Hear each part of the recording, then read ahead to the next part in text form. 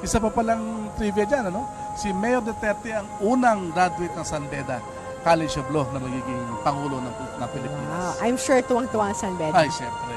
At yung kanyang fraternity, no? Yung Lex Taliones fraternity, talagang yun din ang tumutulong sa kanya. Kasi karamihan ng presidente galing sa UP College of Law. Ngayon, for the first time, uy, sino nga ba to? Si Chief PNP, no? Si Bato. Oo. De La Rosa. De La Rosa. Talaga palang napakalaki, ano?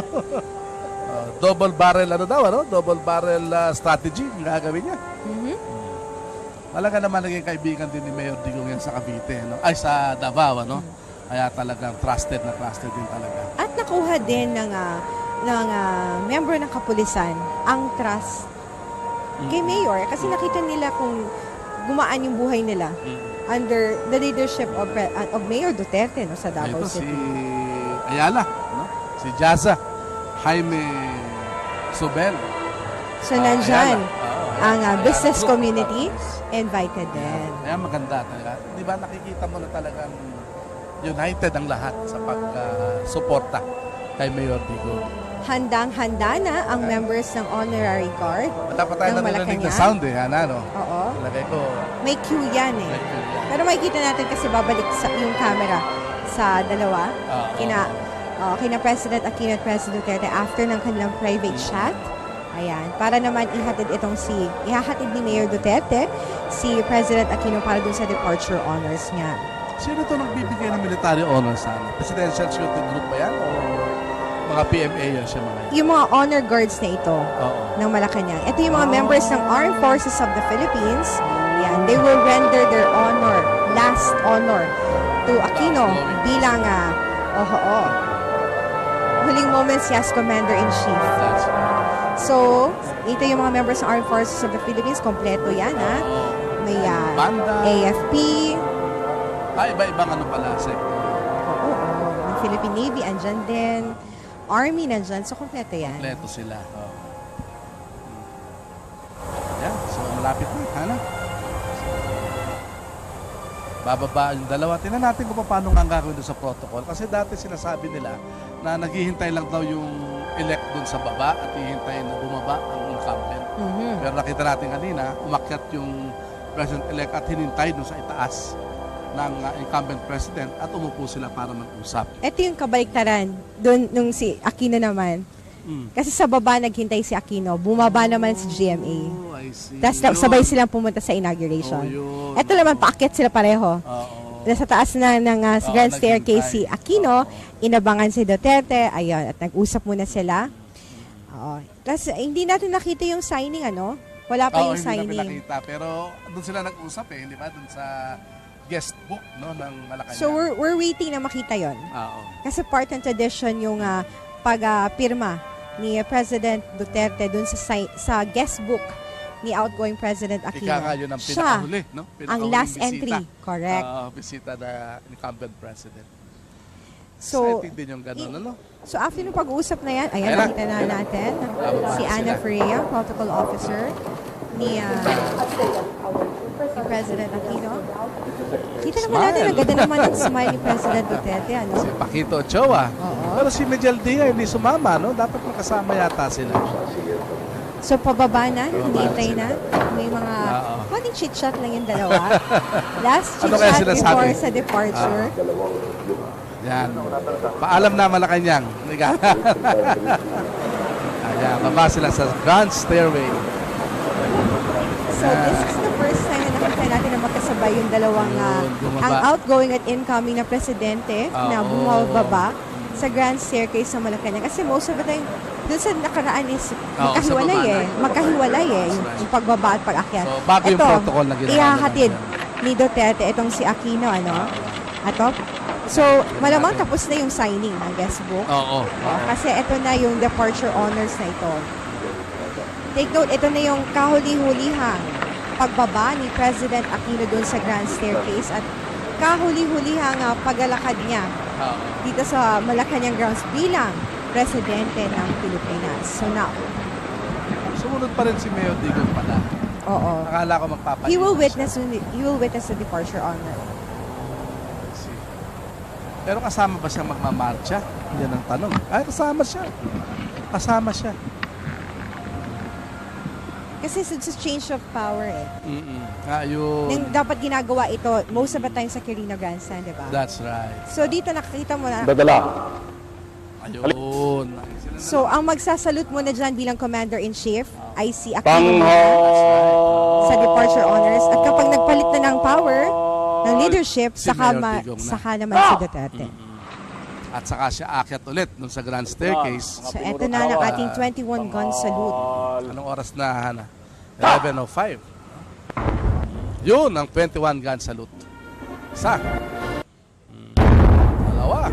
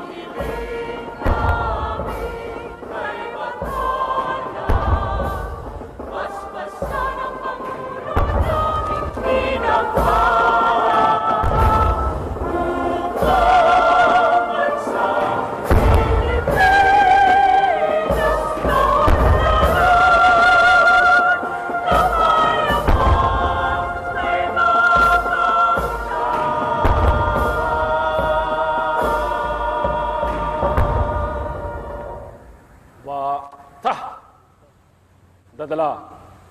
Kalis. Baba.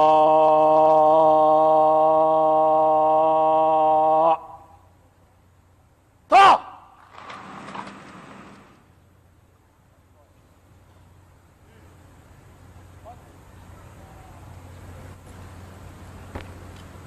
Mahal na Pangulo, handa na po ang tanod pandangal upang libutin.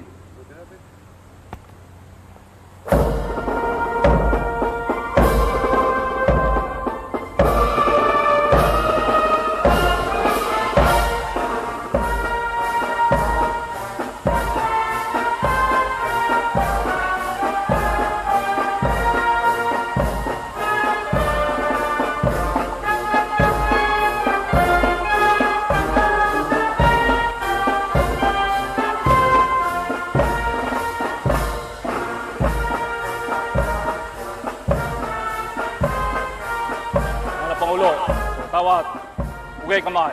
Ha! Kamay. Ha!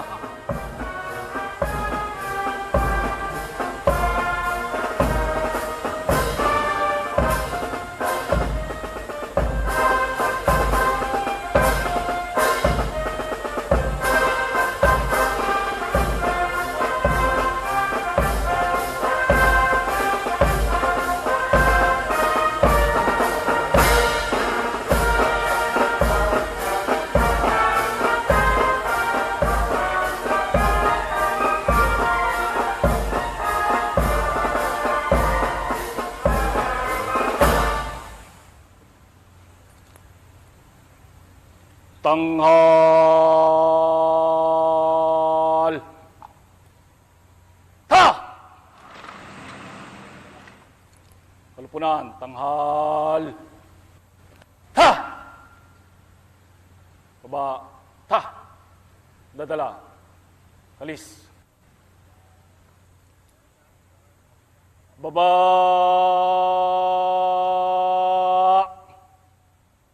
Ha!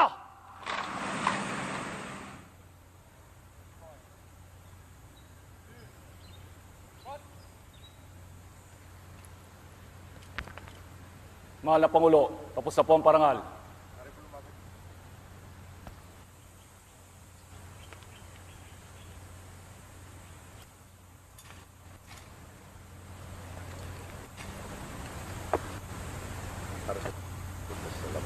Yes, sir.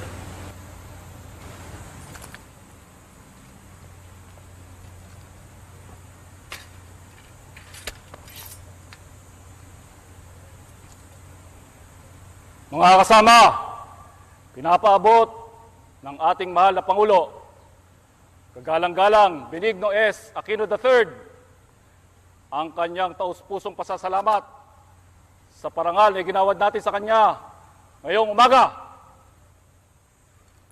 Baba, kalis.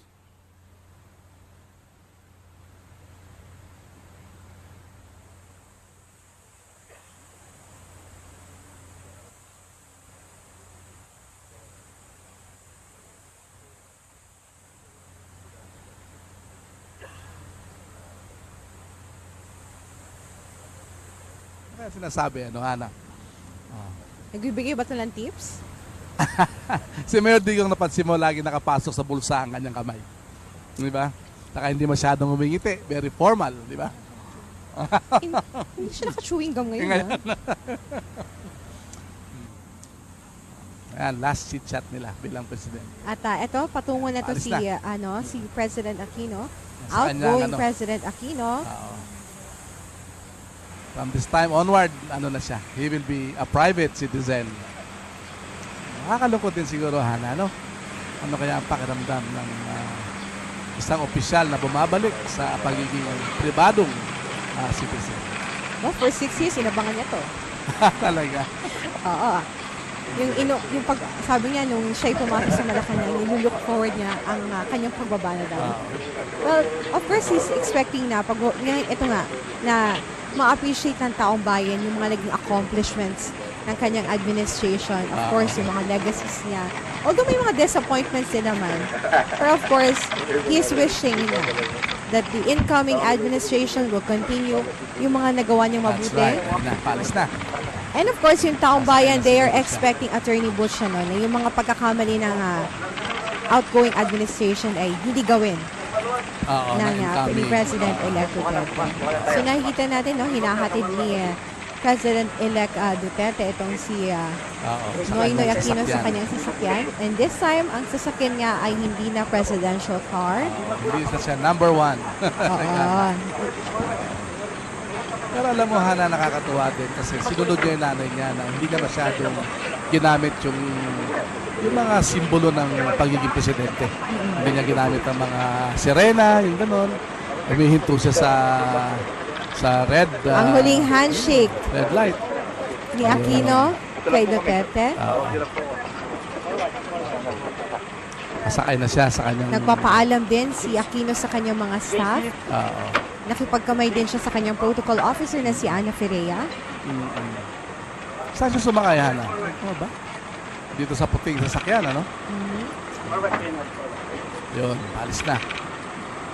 Nakasakay na si Aquino sa kanyang car, sa kanyang pribadong sasakyan. Punta na sa number 25 Times Street. Diyan, sa Quezon City. Pag nakita mo yung lugar niya doon... Pagsakay niya sa kanyang private car, ibig sabihin, isa na siyang private citizen.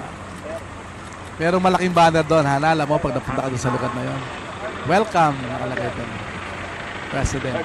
So, nakabukas sa kanyang pinto para makapagpaalam. Ang kanyang bintana, rather. Para makapagpaalam din siya dun sa mga tao nasa labas. Pabalik na ngayon And si this Mayor time, Digong. oo. At yung traditional na pag-akyat niya dun sa grand staircase na yun yung sumisimbolo na tinitake over na niya. He is in possession. In possession of Malacañang Palace. Kasama niya si former ambassador, Painor.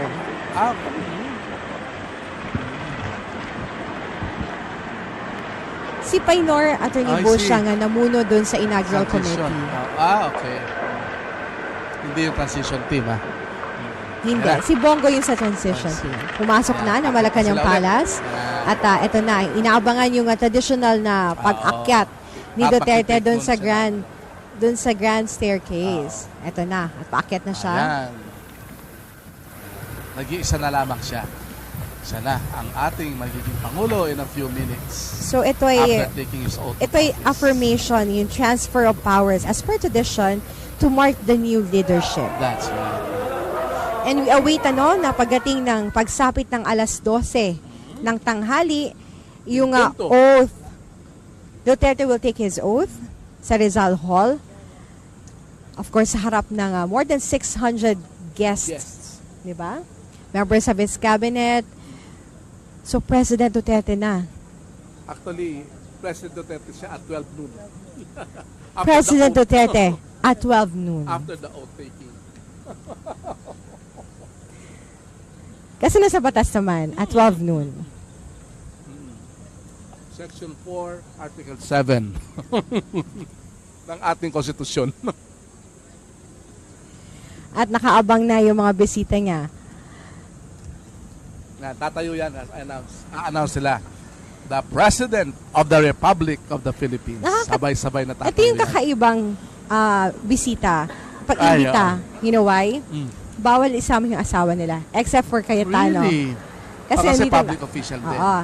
Kasi ano 'di ba, walang spouses doon sa sinabi. I think nagbigay lang ng konting consideration doon sa asawa ni former Senator Aquilino Pimentel na kasama yung may bahay niya, no? Pero yun na nga, yung mga cabinet secretaries niya hindi niya pinasama yung mga asawa at ibang kapamilya at ibang kamag-anak. Kakaiba yun Oo. Di ba? Why? Kasi gusto niya talagang makompress yung limited lang yung number. Kaya nga hindi niya sinama yung mga guests ni Lenny Robredo. Ito, Hana, excited ako. Bakit? Pag take ka ng oath, sino yung mga kapamilya niyang kasama? Of course, yung mga anak niya nandoon. Oo nga, pero Ang sinabi, ang hawak ng yung Bible former si wife, Veronica. Oo. Yung former wife niya, saka Yung mga asawa, hindi lang, malalaman natin any kung moment nandun, from kung nandun now. silang dalawa. Tingnan natin kung paano gagawin. Exciting talaga ito si Mayor Digong, breaking traditions talaga. Kung si Ang magdadala Kung si doon ng Aquino, Bible. kung si Ay, Aquino. mga kapatid ng babae. yung anak niya, si Veronica. Oo, yun. Si Kitty, no? Well, kung exciting para sa media na i-cover ang love life ni Aquino na hindi naman nag-blossom all throughout the 6 years. Ito naman. Ito naman, oo, kay Iba Mayor naman. Duterte. Ibang klase naman. Oo, kakaibang love life din na mayroon siya. Oo. Nakakatuwa talaga, no? Very exciting. So, inaasahan natin Alam mo, mamaya. hinihintay na a few minutes before 12 noon, dapat mag-take siya ng oath. Alam mo nung nasa grandstand nun si Pinoy? Nung nasa grandstand si Pinoy nun, ang tagal hinintay yung 12 noon. Kasi napaaga yung dating nila. Kaya ang nag-entertain nun sa mga bisita si Noel Cabangon. Kumanta siya ng kumanta, ilang songs yung kinanta niya. Ito siguran to, bababa ulit si President Digong. Hindi, mamaya pag pag nakapag-oath na siya. Oo. Bababa siya ulit, tapos itutroop naman niya ulit yung military. Pero nakapahinga muna Oo, syempre. sila ngayon. So maghihintay tayo ng ilang minuto bago siya mag-take ng oath niya. A few minutes before 12 noon. Saka alam mo ba, Hana, nakakatuwa din, sa buong Pilipinas, lahat ng mga local government officials, ganun din, mag-ano rin sila, mag-o-oath. A few minutes before 12 noon. Na-witness ko to sa Pampanga one time when I was covering this for a local network. Andun lahat. Governor, congressman, vice governor, board members, mayors, councilors, nasa isang hall na malaki. And then a few minutes before that, yun, saka makakaroon ng oath taking. At natutuwa tayo dahil inaabangan to ng lahat namang hindi lamang bumoto Oo, kay Mayor Duterte, Oo, kundi mataas ang ratings, trust ratings ni President-elect Duterte, Actually, 38%. Oo. Ang bumoto sa kanya. No? Bumoto at hindi bumoto sa kanya. May, Kasi siya eh. Silang dalawa He ni is Aquino the- may mataas sa trust rating sa Oo. pag-upo nila. Oo. Actually, si Aquino, mas mataas, 42%. Correct. Oo. Kahit hindi bumoto sa kanya, may mataas sa kumpiyansa sa kanya. Sila yung si Digong is the 6th president na sabi nating won by plurality. Is the 6th president. Kasi mula noong 1987, wala na yung two-party system. Correct. Ang nangyari, multi-party, kaya iba-iba yung presidente. Kaya dapat, sabi nga nila, makaroon ng runoff election. Halimbawa, yung two highest, dapat makaroon ng another election para makakuha ng more than 50%. Ang hirap nun. Kaya nga, kasi ngayon, marami At ang din gastos nagsasabi. nun. Oo nga. Yun ang reason din. Kaya lang, kaya ngayon, marami kasi nagsasabi, nanalo nga si Mayor Digong, landslide siya, pero still 38% ang bumoto sa kanya. majority. Hindi majority. Yun ang usual criticism. Pero malayo Ganyan. naman ng lamang niya dun sa nag-number 2. Definitely. Kay Aquino, 6 million, no? Kay 6 Aquino, million. gaano kalaki ang lamang niya kay Estrada? Si Pinoy. Si Pinoy mataas din ang kanyang lamang doon sa kalaban niya. Number 2 si Erap eh. Hindi, si Erap, nung tumakbo siyang presidente, landslide din si Erap. Hindi, pareho silang tumakbong presidente noong 2010. At tumakbo, oo nga pala. Di ba number 2 si Erap? Oo, number 2. Malayo. Malayo na. Oo, yun yung, kumbaga, nagbaka sakali si Erap na baka manalo siya ulit. Pero isipin mo, nag-number 2 siya. Number 2, tinalo pa niya si Villar. Oo. And to think na si Senate President Villar at that time, I think, spent the most number of money and resources for that election, di ba? Pero nung dalawang kampanya, no, both kay Villar and kay Binay, nakita natin na kahit gaanong pagbuhos mo ng pera, it's not an assurance na Definitely. makukuha mo yung highest position of the land. Kahit nung panahon ni Mitra, si Mitra yung Speaker of the House noon, kalaban niya si Ramos. Siya din yung supposedly spent the most number of money and resources. Pero hindi rin nanalo. And then in 1998, ang kalaban ni Erap si Joe De Venecia. Also spent a lot of money for the presidential election. Still, of course, si Erap had a landslide victory also. Pero to si Mayor Digong, ito nakakaiba talaga. Wala talagang pera. Di ba? Walang pera talaga. As a matter of fact, yung taong bayan pa ang nagko-contribute. Exactly. Nagpagawa ng mga t-shirts, stickers, tapos sa campaign mga for him, gumawa ng jingle. Siya yata yung presidential ball na may kakaibang jingle. Exactly. May iba't ibang language, may iba't ibang version, pati airtime ng kanyang mga commercial, iba-ibang nagbayad. That's right. Diba? Kaya nga sabi nga nila, marami siyang, may mga binali talaga siyang protocol, may binali din siya na nakasanayan na ginagawa during campaign na nangyari sa kanya na hindi nangyari doon sa iba pang tumakbo. That's right. Saka yung mga sumuporta sa kanya, Hana, mostly mga businessmen from Davao. Correct. Yung mga Florendos, a few maganda Chinese na, matagal na yung friendship, yung friendship, brotherhood nga kung tawagin ni Florendo, no, yung relationship niya with Duterte. That's right. Not just a mere friend, brother, kung ang relasyon niya, ang tawag niya sa relationship niya between him and Duterte, malalim na ito, na friendship.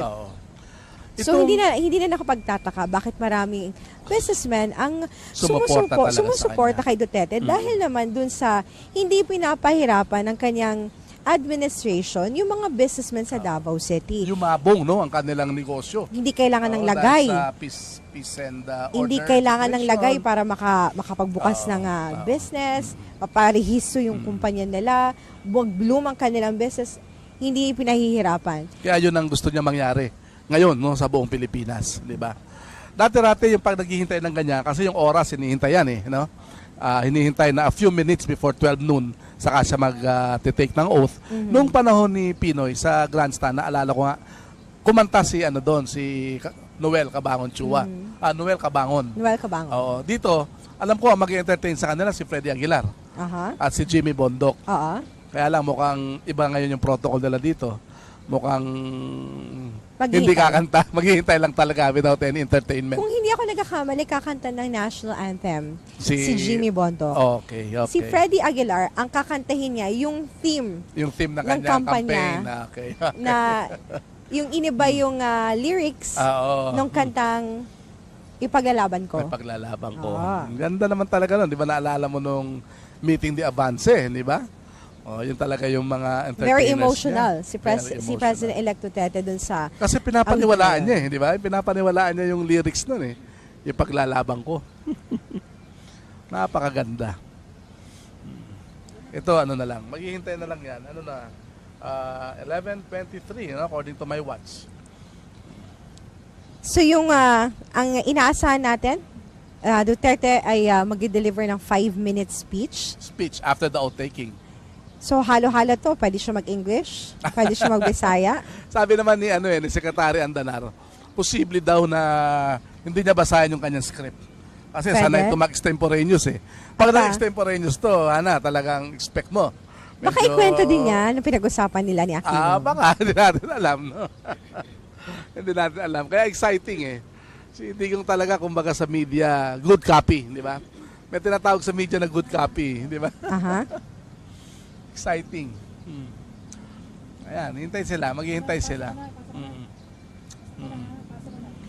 At sinabi naman natin na separate yung inauguration ni President Duterte. At ongoing naman ngayon ang inauguration ni Vice President-elect Leni Robredo. Puntahan nga natin mamaya yung kay Vice President Leni Robredo. Pero kasi nakasakay na sasakyan kayo si Pinoy, saan siya papunta? Walang iba sa kanyang bahay sa Times Street. At may number update. 25 Times Street. Alamin natin ang update mula kay Lady B. Lady B? Yan. Pwede ba? What a nice sabay-sabay? Let's sing a nice kid song, okay? Okay ba? Wait lang.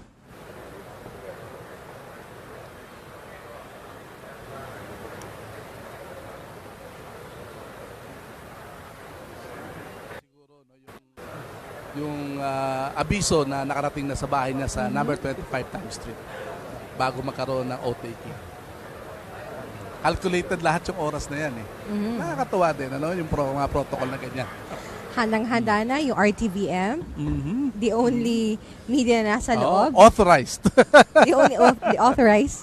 Ang Radyo TV Malacañang. Ito talaga yung official media ng Malacañang. Iba ba sa, Close-in sa president. PTV4?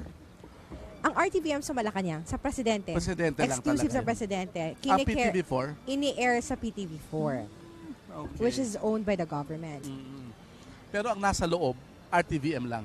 Yes, Wow. RTVM lang. So lahat ng media, hindi ka pares dati. lahat ng media inallow na mag-cover kay sa inauguration, kaya binigyan tayo ng lahat ng major Space. networks, including tayo, binigyan tayo ng space for stand-up sa Malacañang grounds. Okay. So nandoon lahat ng members ng iba't ibang network at tayo Okay. din, meron din tayo dito sa kung nasan tayo nakastay ngayon dito sa new executive building. At nakikita natin Ayun sa na stage. yung mga cabinet, oh. Ano, mag-o-out na sila? O magkakaroon ng special number? O makit yung mga cabinet members? O pinagre-ready lang sila siguro? Hindi. Baka mag-witness doon sa outtaking ni President Digong. Nakaantawi pa rin yung mga bisita, no? Yung May iba sa nagtanong. kanila, yung iba sa kanila medyo humahabol sa kanilang break sa CR. Kasi, pero although short lang naman yung program. Ayan na. Yung family, hinahanda I think, eto na. Sino ang kasama? Hana. Paupo na sa first row yung family ni President Duterte. Ay, okay. Pero Hana, may nagtanong kasi dahil sila Mayor Inday, nag-oath na sila 2 days ago, no? Sa Davao. Saka si Vice... Si Paulo. Si Paulo, di ba? Si Vice Mayor. So, okay daw ba yun? So, okay lang naman na magkaroon sila ng ganun. At ang importante lang, mag-a-assume sila ng post nila 12 noon ng June 30. Not necessarily na a few minutes before 12 noon. So, yung inauguration, okay lang. Oo. Yung pag-take ng oath of office. Not necessarily na 12 noon ng June 30. Not necessarily. Pero kaya lang, it's a tradition na ang presidente a few minutes before 12 noon. Because his term of office begins exactly in accordance with the Constitution at 12 noon of June 30. And excited ako malaman, Hana, kung sa English ba o sa Pilipino niya gagawin.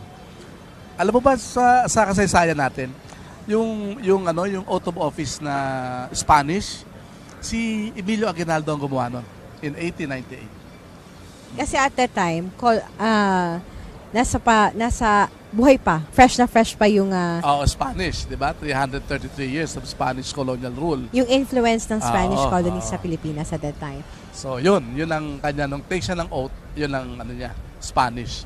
Pero karamihan dito sa Fifth Republic, natawag, Fifth Republic to no? Ginawa nila sa Pilipino, Hana. When we were covering Aquino at Tony Bush, lagi namin chine-check kung nandyan yung envoy ng China, ng Republic. Talaga? Kasi, di ba, not in good terms. You cannot say not in good terms with China, pero alam naman natin yung relasyon natin with China because of the West Philippine Sea. So, kapag may mga events inside the palace like Vandenur, tinitingnan namin lagi kung umattend ba yung envoy ng China. Pero ngayon, nandyan ba, Hana? oo, nandito.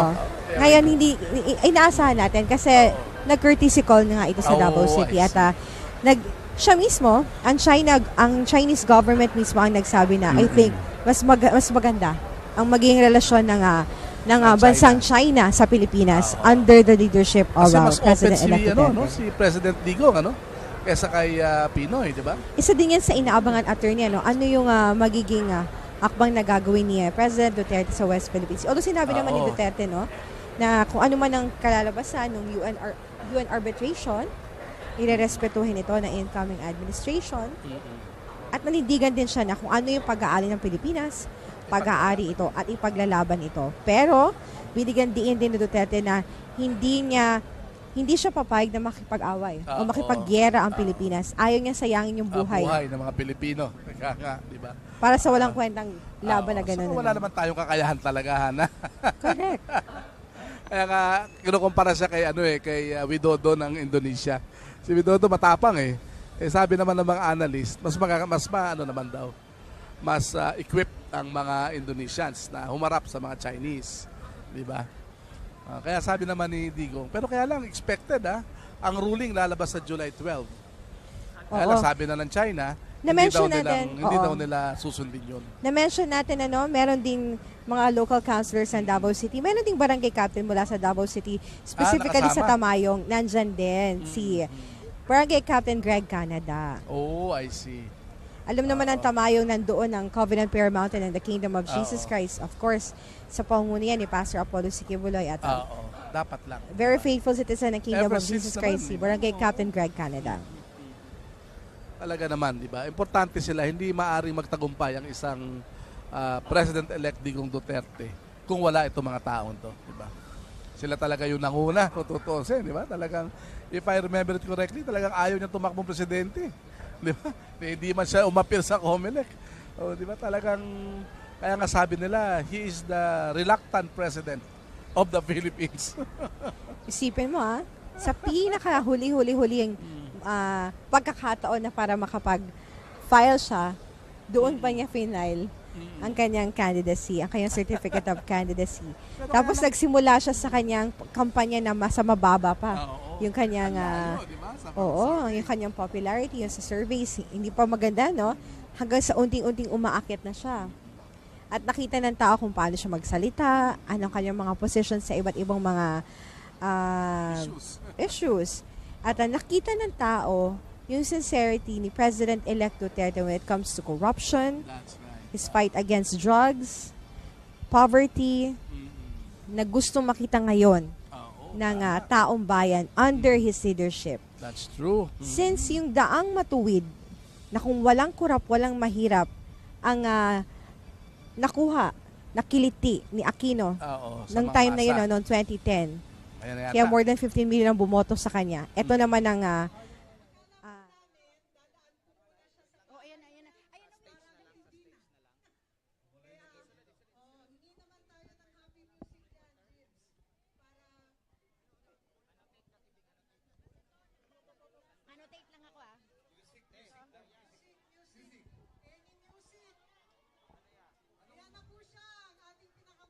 nakatutok dun sa pagdating ni President Aquino. Tabi-tabi. Okay na? Ayusin mo. Okay? Okay? Oops. Now na. Dumating na si Pangulong Aquino. Hudyat na sisimula na yung OTT niya. As you can see, kasama niya si Paulo, si Inday sino pa? Sara, at si Veronica, at si Baste. So, Wala kasama yung niya mga anak lang. Sige. Ito nakikipag-shake hands sa mga President former Ramos. presidents of the Philippines. May we request everyone si to Fidel V. please Ramos remain standing and for the singing of the Philippine National Anthem. Bayang magiliw, perlas ng silanganan, alab ng puso, sa dibdib mo'y buhay. Lupang hinirang, duyan ka ng magiting, sa manlulupi, di ka pa sisiil. Sa dagat at bundok, sa simoy at sa langit mong bughaw, may nilagang tula at awit sa paglayang minamahal. Ang kislap ng watawat mo'y tagumpay na nagniningning, Ang bituin at araw niya kailan pa may di magdidilim. Lupa ng araw ng luwal at ipagsinta, buhay ay langit sa piling mo. Aming ligaya ng pag may mga api ang mamatay ng dahil sa'yo. Please remain standing for the ecumenical prayer.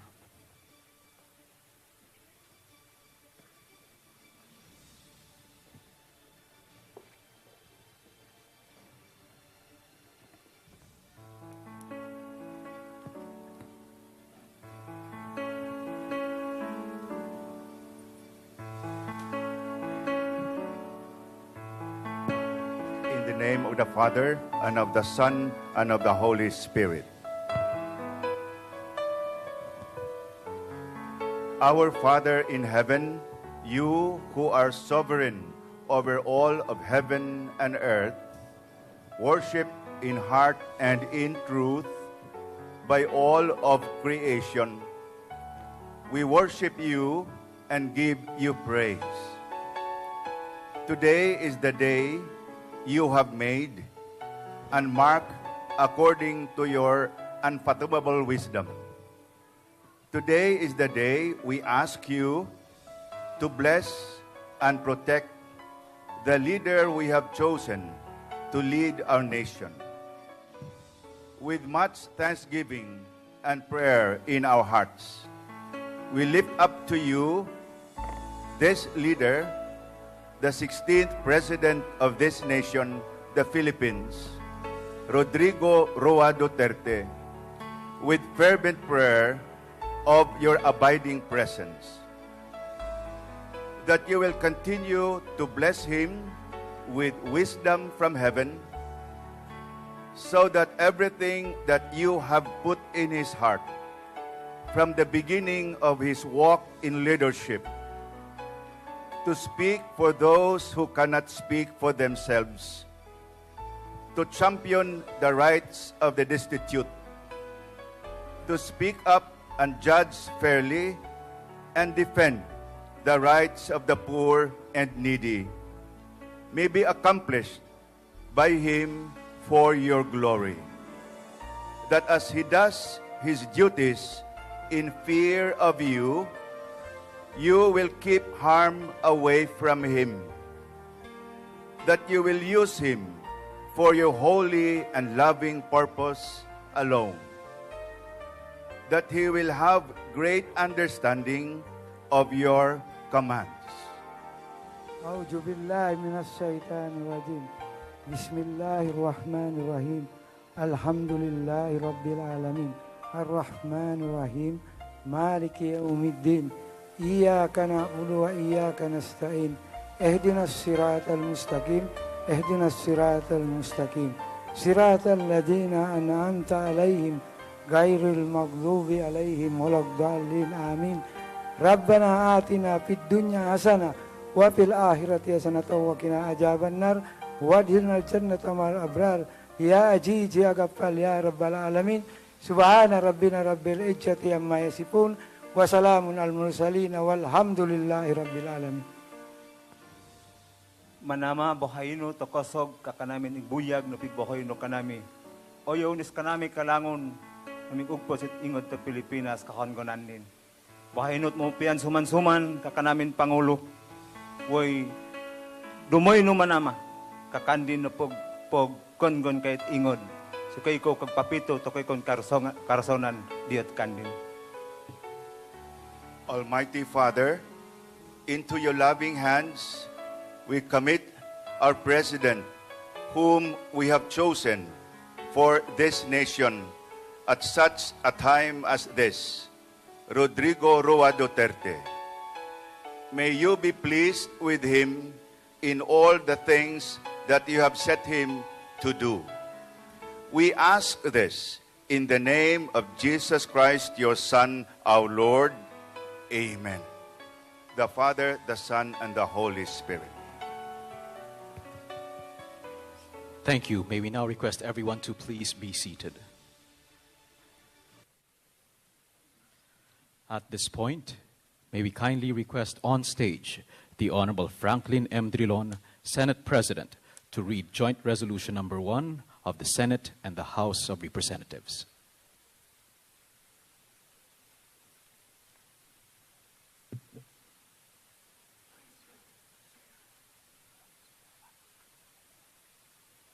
President of the Senate of the Republic of the Philippines, it is my distinct honor and privilege to read resolution of both houses number 1, proclaiming the duly elected President and Vice President of the Republic of the Philippines.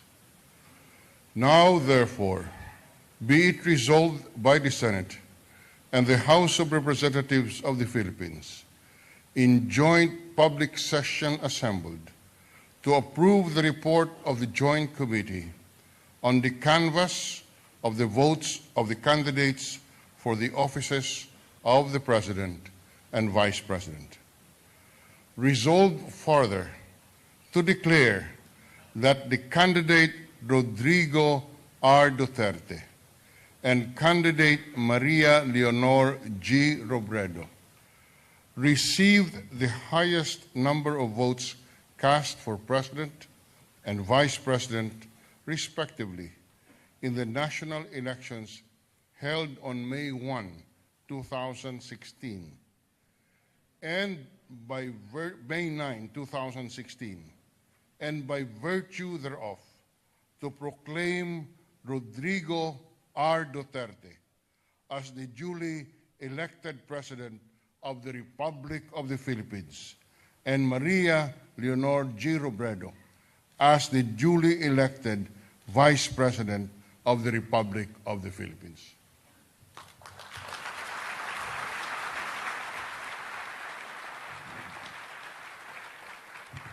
Thank you very much, the Honorable Franklin M. Drilon, Senate President.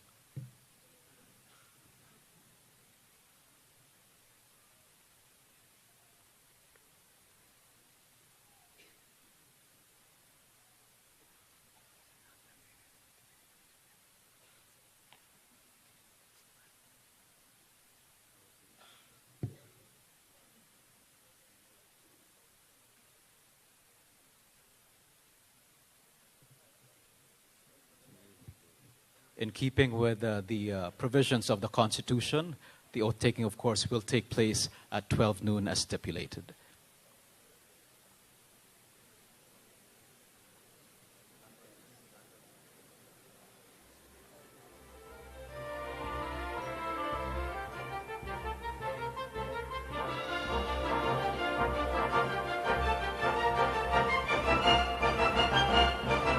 Kanina, no, kumanta si Fred Aguilar at makikita natin na si Fred Aguilar mula pa nung kampanya kasama na ni President-elect Digong Duterte.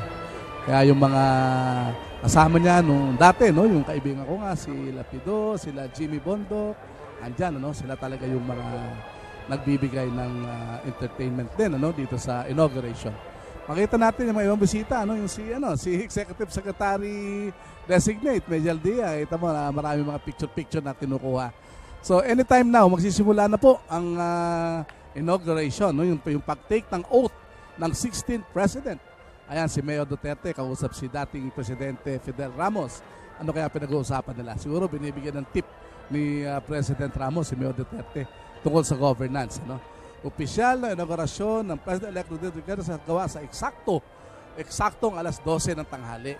Sa ating saligang batas kasi, nakalagay naman talaga doon na ang simula ng term of office ng Presidente at ng Vice Presidente at in fact lahat ng mga elected officials ng ating bansa ay magsisimula at 12 noon ng June 30. Ano po? So, susundan ito ng 6-year term. No? Dati-rati ang Presidente ay sa 1935 Constitution, dati-rati 2 4-year terms, no? Kaya 8 taon ang pinagsisilbihan ng ating Pangulo. Pero ngayon, mula nung nagkaroon tayo ng 87 Constitution, ito yung tinatawag po nating Fifth Republic. Ano po? Si Mayor Digong ay mag-uumpisa ngayon at 12 noon ng kanyang 6-year term without re-election. Kaya nga ang ano dyan, ang prinsipyo po dyan, para naman magawa ng presidente talaga lahat ng dapat niyang gawin na hindi siya nakikipolitika kahit kanino. Importante gawin niya talagang maayos ang kanyang trabaho dahil hindi na siya tatakbo muli. Yun ang maganda doon sa 1-year term na 6 years. No? Kaya ito, maganda at very significant itong gagawin ito. No? Saka makikita natin dito si Mayor Duterte talaga namang hindi ko alam kung parang pensive siya no? Nakita ko hindi masyado siya humingiti. Siguro naisip-isip din niya kung gaano kabigat ang kanyang gagawin. Kinakabahan na diba? Kasi sabi siguro iniisip niya, Hana, naku, ito na yun, wala nang atrasan to. This is it. This is it. Oo. At nakita naman natin, andyan si dating MMDA Chairman, Francis Tolentino, yung mga kaalyado, mga kasama niya, no? During the campaign period na bagamat hindi nanalo, pero posibleng mabigyan to ng posisyon sa pamahalaan after the ban, 1-year ban. Yan si Amy Marcos, no po? Governor I think of Ilocos Norte. Si Mig Zubiri, of course, nanalo siya ulit bilang senador ng ating bansa. As you can see, maganda ang relationship ni Zubiri and Coco Pimentel. Kung naalala mo, di ba? Nagkaroon ng lamat ang kanilang can you say nagkaroon ng lamat ang kanilang friendship? Nagpalang election protest itong si Coco Pimentel. At nung lalapas na yung desisyon at alam ni Mig Zubiri na matatalo siya, pinangunahan na niya, nag-resign siya as senator. Ayan si makapatid na Cayetano, no? At sa likod nila ay ang asawa ni Peter, ni Alan Cayetano, katabi si Mig Zubiri. Andun si Marvic Leonel. Justice na Supreme Court. Makita natin lahat ng mga opisyalis ng ating bansa. Siyempre yan talaga. Kaya lang ang tanong dyan, Hana, ilang kaya dyan sa mga yan ang matitira? Kasi theoretically, pag nagsimula ang presidente, magpa-file ka ng tawag doon, yung resignation, no? Parang courtesy resignation, ika nga. So, depende yan. Bibigyan mo ng free hand kasi ang Pangulo eh. Ang lokohan nga dyan June 30, at 12 noon ng June 30, mayroong massive cabinet resignation. Joke lang yon. Pero bahagi talaga yon. Lahat ng co-terminus ng ni outgoing President Benigno Aquino. Kasama niya. Kasamang bababa sa pwesto. At kasama din sa pag-upo ni Duterte ang kanyang mga appointees. Oo, siyempre, si Dante Liban.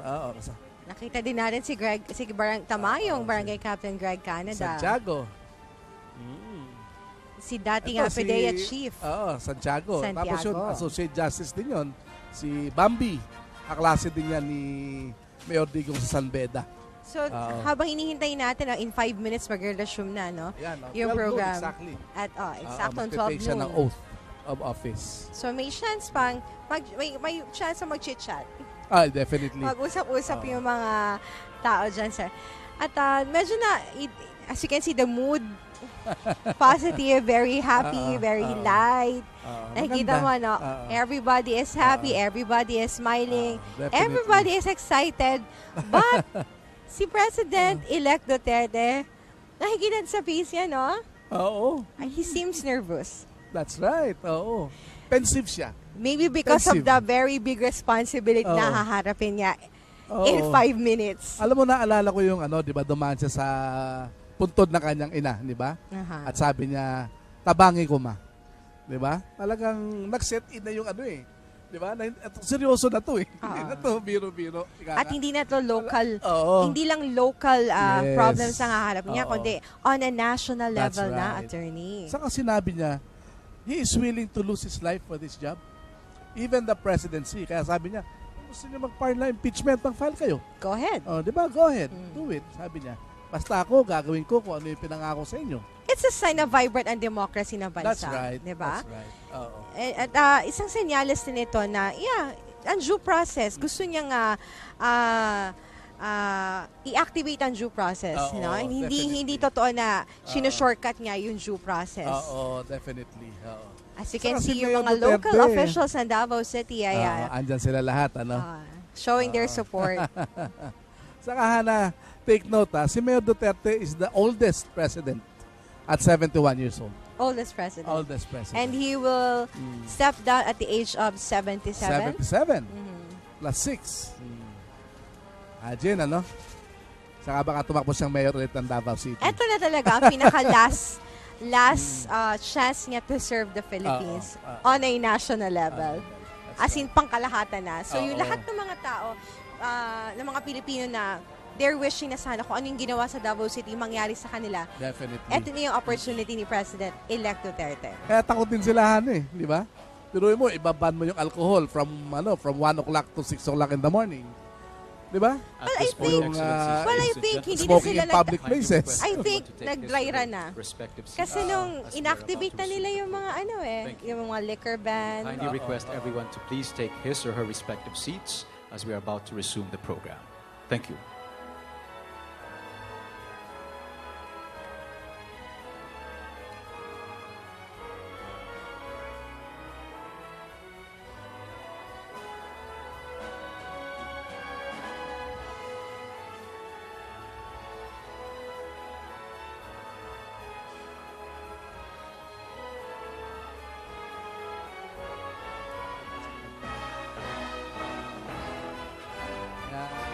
Abangan natin. Sino mga kasama? Tingin mo, Hana? Kasama yung dalawa o hindi? Definitely the children will be there. Definitely the children will be there, di ba? Di ba? Kasi exciting. Alam mo naman yung mga natin society natin, alta sosyedad natin, di ba? Magandang tinitingnan ng bawat galaw, ang bawat mood, di ba? Talaga namang setting protocols, setting the standard, di ba? Kaya kanina, napansin ko nga yung sabay silang bumaba from the grand staircase of Malacañang. Malacañang. Tapos sinamahan niya doon sa military honors. Tapos umakyat siya na mag-isa. Nakakatuwa yung mga ganun, no? Symbolism na kailangan. Kasi alam mo sa buhay, Hana, there are times importante ang mga rituals dahil yan na lang ang matatandaan mo. There will come a time yan na matatandaan mo. This is part of our tradition na kailangan bigyan ng importance. Yes, definitely. Kasi ito na yung nagbibigay kulay sa buhay ng mga leaders natin sa bansa. Kaya nga yung halimbawa yung pag-celebrate, pag-birthday mo, hindi hindi pangit na maghanda ka talaga dahil birthday mo. Binibigyan mo ng importansya. Ika nga yung kaarawan mo yun. Buhay ka ba? Nabuhay ka ba? Pasalamat ka sa Diyos na meron ka pang pagkakataong magsilbi, di ba? Correct. Sa bayan, ika nga. Ito, hinihintay na lang nila ang exactly 12 noon para simulan yung oath-taking. Parang nagbibigay pa yata ng mga last-minute advice itong si Ramos. For President Fidel V. Ramos. Kaya, President, sa medyo kinakabahan. Pero in fairness, naging magaling na presidente rin naman si Fidel Ramos. Isa sa natatandaan kong ginawa niya, nung at least binrake niya yung monopoly ng PLDT. Kasi naalala ko ng panahon na yun, napakahirap mag-apply ng telepono. Talagang years, 10 years, or even more. At this point, tapos si Fidel Ramos ang nag-asset. May we please request on stage Mr. Paulo Duterte.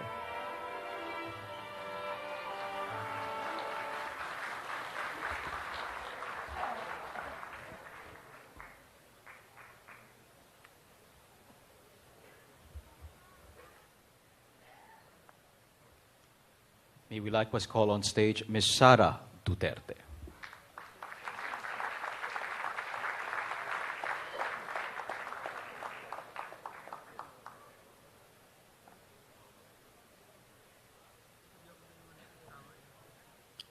May we likewise request on stage Mr. Sebastian Duterte.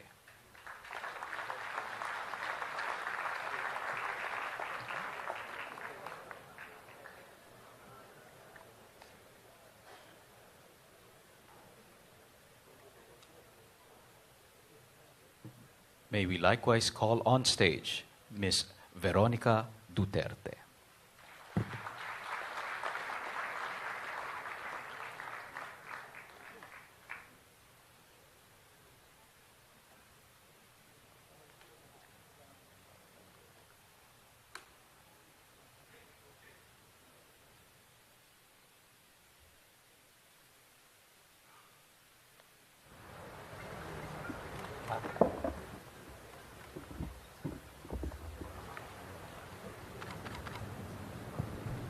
At this time, may we kindly request on stage Supreme Court Associate Justice Bienvenido L. Reyes.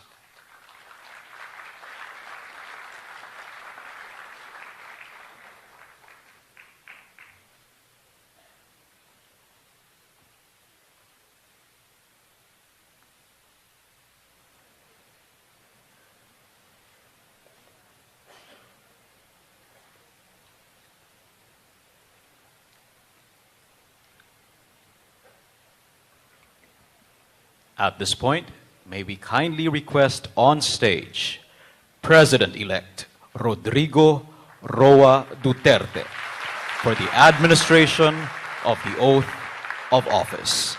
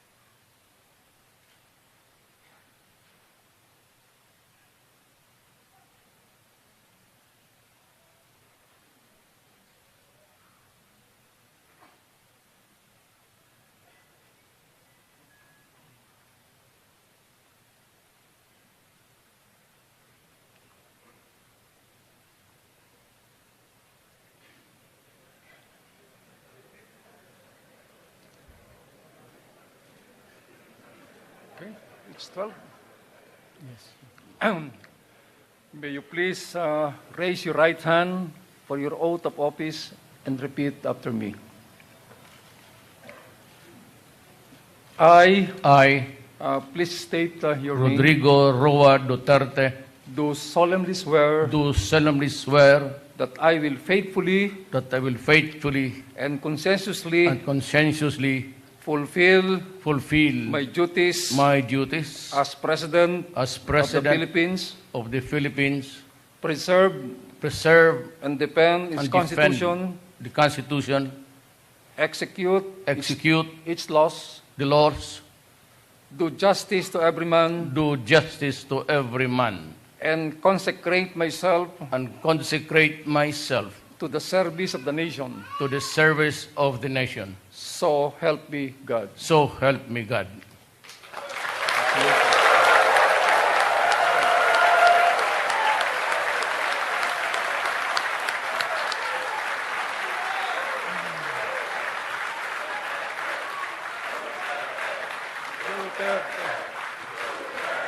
The President will now proceed to sign his oath of office.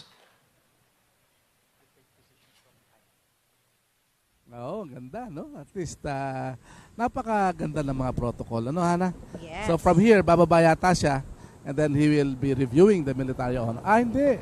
Pumirma siya ng oath niya. He signed the oath of office and then he will, I think, administer the oath-taking of the Ng kanyang mga cabinet members. cabinet. The President has just signed his oath of office. Yan. Sino yung guys sa likod niya? One of these aides, Yeah, no? yes, one Oo. aides.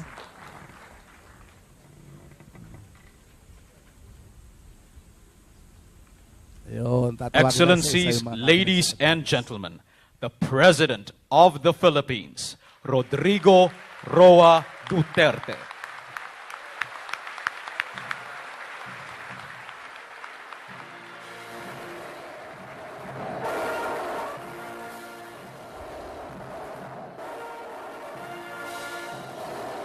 Ang Pilipinas, kasabay ng church bell dito sa Malacañang compound, ano? Narinig natin ang hudyat yun na 12 noon na. That's At right. sinabay ang panunumpa ni Rodrigo Roa Duterte. And now, we have our new president, the 16th president of the Philippines, President Rodrigo Roa Duterte. So napapakinggan natin ang Mabuhay March. Pinapatugtog lang ito kapag mayroong nandyan ang presidente. Oh, I see. So piniplay lang yan, ibig sabihin, it signals nandyan yung presensya ng Presidente ng Pilipinas. So, since 12 noon na, nakapag-oath na, nakapag-take na siya ng oath niya. At official na siyang Pangulo ng Bansa. That's kaya right. pinapatugtog na ang Mabuhay March. This signals the beginning of a new era in the Philippines. Please be seated. Ito na ang pagbabago na matagal nang hinihintay. I think he will deliver his speech already. President Fidel Ramos, Sir, salamat po sa tulong mo making me president. President Joseph Ejercito Estrada, Senate President Franklin Drilon, and the members of the Senate, Speaker Feliciano Belmonte, and the members of the House of Representatives, Chief Justice Maria Lourdes Sereno, and Associate Justices of the Supreme Court, His Excellency Giuseppe Pinto, and the members of the Diplomatic Corps, incoming members of the Cabinet, fellow workers in government, my fellow countrymen.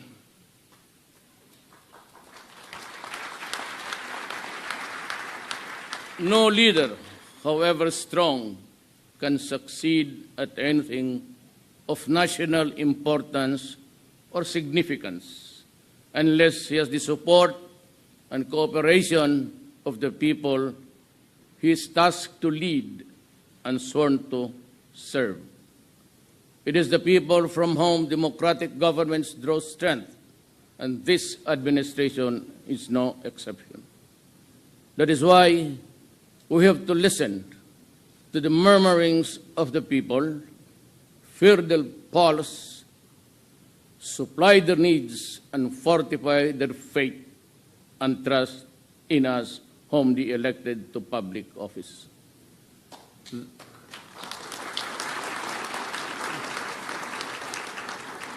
There are many amongst us who advance the assessment that the problems that bedevil our country today, which need to be addressed with urgency, are corruption, both in the high and low echelons of government, criminality in the streets, and the rampant sale of illegal drugs in all strata of Philippine society, and the breakdown of law and order, true but not absolutely so. For I say these ills are mere symptoms of a virulent social disease that creeps and cuts into the moral fiber of Philippine society. I sense a problem deeper and more serious than any of those mentioned or all of them put together. But of course, it is not to say that we will ignore them, because they have to be stopped by all means that the law allows. Erosion of faith and trust in government, that is the real problem that confronts us. Resulting therefrom, I see the erosion of the people's trust in our country's leaders, the erosion of faith in our judicial system, the erosion of confidence in the capacity of our public servants to make the people's lives better, safer, and healthier.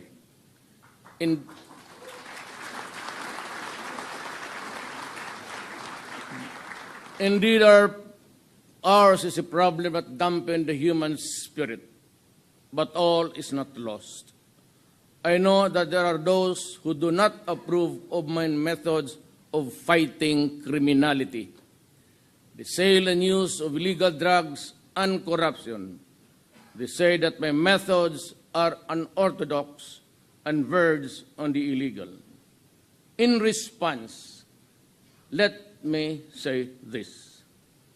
I have seen how corruption bled the government of funds which were allocated for the use in uplifting the poor from the mire that they are in. I have seen how illegal drugs destroy individuals and ruin family relationships. I have seen how criminality, by means all foul, snatched from the innocent and the unsuspecting, the years and years of accumulated savings, years of toil, and then suddenly they are back to where they started. Look at this from that perspective and tell me that I am wrong.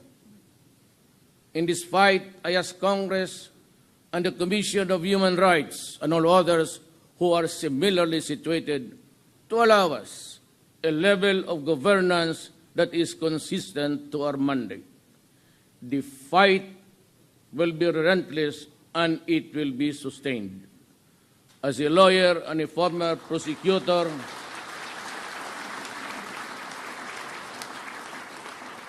I know the limits of the power and authority of the President. I know what is legal and what is not. My adherence to due process and the rule of law is uncompromising.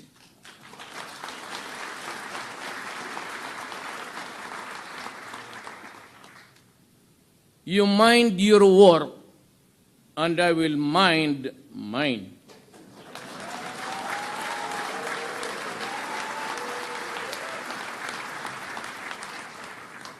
Malasakit, tunay na pagbabago, tinud-anay ang kausaban.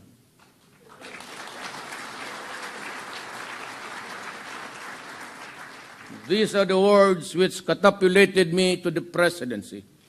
The slogans were conceptualized not for the sole purpose of securing the votes of the electorate. Tinud-anay ang kabaguhan, mao kani ang tumong sa atong gobyerno.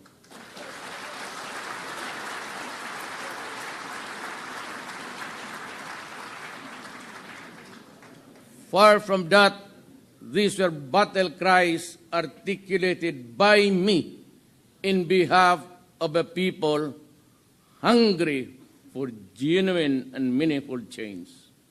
But that change, if it is to be permanent and significant, must start with us and in us.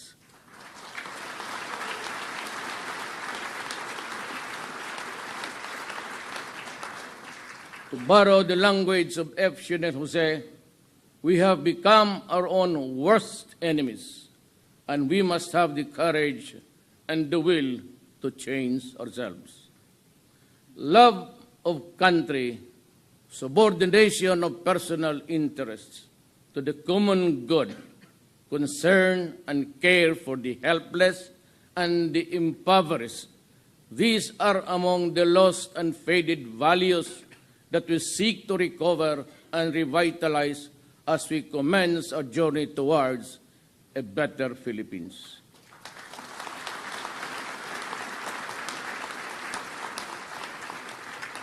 The ride will be rough, but come and join me just the same. Together, shoulder to shoulder, let us take the first wobbly steps in this quest. There are two quotations from revered figures that shall serve as the foundation upon which this administration shall be built. The test of government is not whether we add more to the abundance of those who have much. It is whether we provide for those who have little, says Roosevelt. And from Lincoln, I draw this inspiration. You cannot strengthen the weak by weakening the strong. You cannot help the poor by discouraging the rich. You cannot help the wage earner by pulling down the wage payer. You cannot further brotherhood by inciting class hatred among men.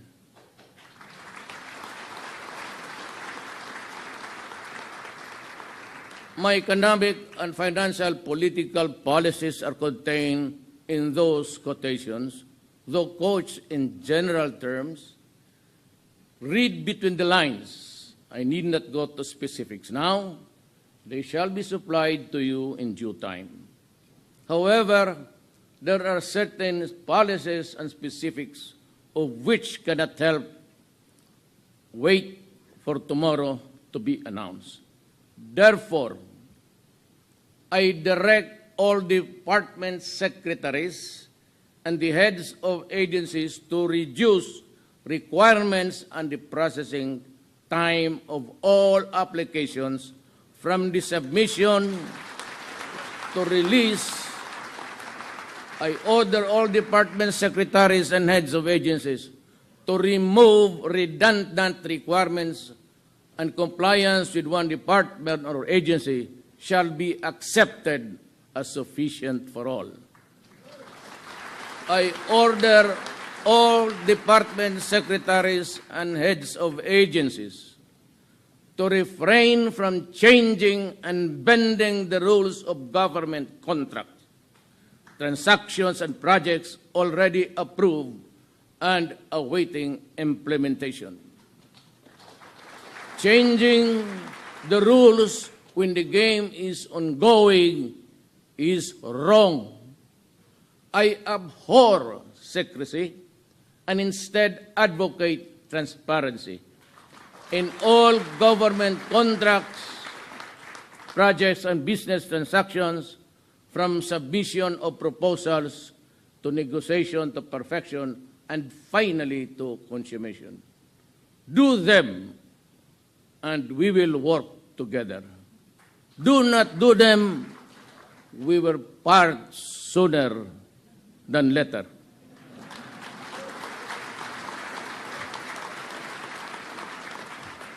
On the international front and community of nations, let me reiterate that the Republic of the Philippines will honor treaties and international obligations.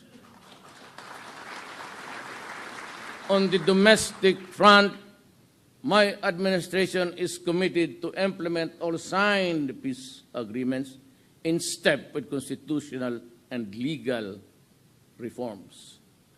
I am elated by the expression of unity among our Moro brothers and leaders and the response of everyone else to my call for peace. I look forward to the participation of all other stakeholders, particularly our indigenous peoples, to ensure inclusivity in the peace process.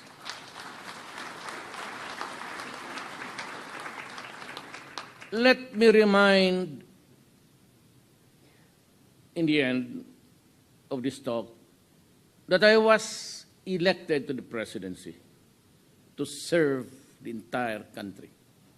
I was not elected to serve the interest of any person or any group or any one class. I serve everyone and not only one.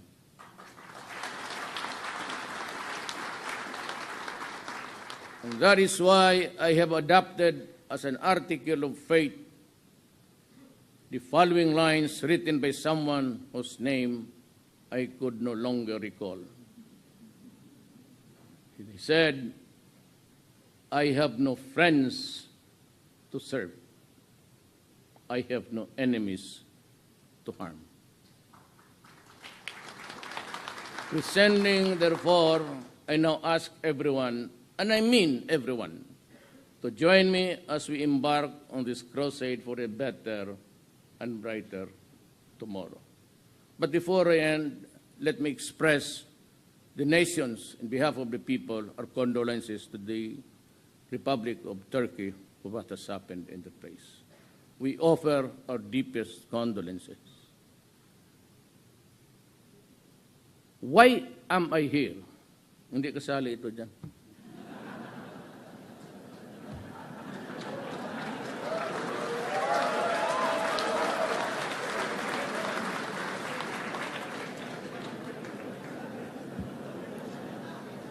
The past tense was, I am here because I love my country and I love the people of the Philippines. Government, hindi daw yung nagkakaroon ng masyadong abundance, abundance ng mga mayayaman lang. Gusto niya yung pinupush na matagal ng maramdaman ng administration of the oaths of office.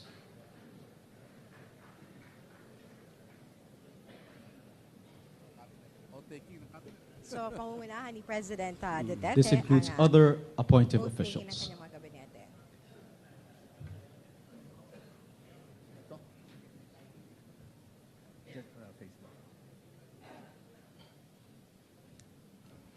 To the honorable members of the cabinet, this is your pledge of oath. I state your name, having been appointed to the position of, solemnly swear that I will well and faithfully discharge, to the best of my ability, the duties of my present position, and all others that I may hereafter hold under the Republic of the Philippines. That I will support and defend the Constitution of the Philippines. That I will bear true faith and allegiance to the same. That will obey the laws, legal orders, and decrees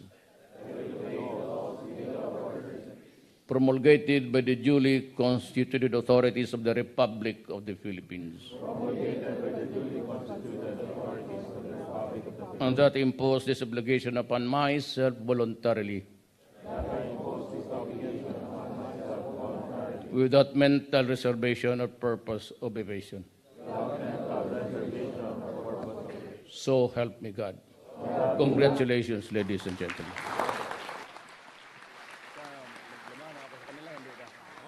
Kanyang mga member ng kanyang gabinete. Balikan ko lang yung sinabi ko kanina yung test of government. Sinasabi ni President Duterte na dapat hindi lamang yung mga mayayaman lang. Ang yumayaman. Ang yumayaman. Under his governance, gusto niya maipush talaga yung inclusive growth na matagal na sinasabi ng nakaraang administrasyon na hindi nga maramdaman na nakararami. Please remain seated as the President leaves Rizal Hall. Again, may we request you to remain seated as the President leaves Rizal Hall. Magampanan ito ni President Duterte at unang marching order niya sa lahat ng mga department heads, cabinet secretaries, lahat ng namumuno sa mga government agency na i-simplify lahat ng mga applications na isa-submit. Para wala masyadong pila. Ease of doing business. Right. Pinupush ni President Duterte. At ito na, palabas na ng Rizal Hall si President Duterte. Pababa ito ng Malacañang papunta sa Palace o Malacañang Palace grounds para nga sa military honors. This is to welcome the new president and their new chief, commander-in-chief. That's right. Thank you. So yun nga, first order of business ni President Duterte at natiyakin na lahat ng mga government agencies i-simplify pagsabit ng mga requirements, all the applications. Diba? Pumunta ka sa isang government. Diyos ko, napakaraming pirma ang kailangan, di ba? Correct. Hindi dapat lamang ilan pirma. lang, review nila dapat yun, di ba? Mula sa pagbubukas ng business at iba pang requirements na kailangan mo, ano? Lalo At na ayaw kapag niya mga talaga. documents. Ayaw niya talaga ang pila. Tignan natin kung paano gagampanan ng government agencies. Walang Kasi pila. oras, mahalaga ang oras, diba? Time is gold. Nasa sayang sa pagpila mo. Kasi nakapila ka maghapon tapos hindi mo pa rin makukuha Correct. yung gusto mong permit or licenses, di ba? Ayan na, nasa Palace Naghahanda naman Grounds ang na siya. Malacañang Palace Grounds at nandito na yung mga military guards Yan, para i-welcome ang new leadership, ang bagong Commander-in-Chief ng Pilipinas, ang 16th President of the Republic of the Philippines, President Rodrigo Roa Duterte. He will troop The lines. Yan. And this time as President of the Philippines. Presidente na ng Pilipinas. And we're hoping na yung first order of business na sinabi niya during his speech napakaganda nito. Lalo na kapag na-implement na ito ng lahat ng mga government agency. Isa din sa binigyan diin ni President Duterte, yung mga ongoing contracts. Na kung ano yung nakasaad sa kontrata, wag nang baguhin. Wag na i-bend ang rules. 'Di ba? Saka yung sinabi niya, yung wala nang secrecy. Oo, Transparency na. Oo, di ba? He's pushing for transparency. That's right. Oo. Yun Bakit naman lagi talaga binabago ang kontrata? Kaya Oo. natatagalan yung mga ginagawang mga proyekto ng paano pamahalaan? yung mga natatalo sa bidding, pupunta sa korte, question din. Correct. Kaya yung ibang investors, ayaw na rin na-consider sa atin, no? Dahil sa gawing gano'n, ano? Dapat sundin, no? Kung ano man yung nakalagay sa kontrata. At nagbigay din siya ng assurance sa international community na his administration will honor anuman ang mga That's international right, obligations meron ang Pilipinas with the previous administration.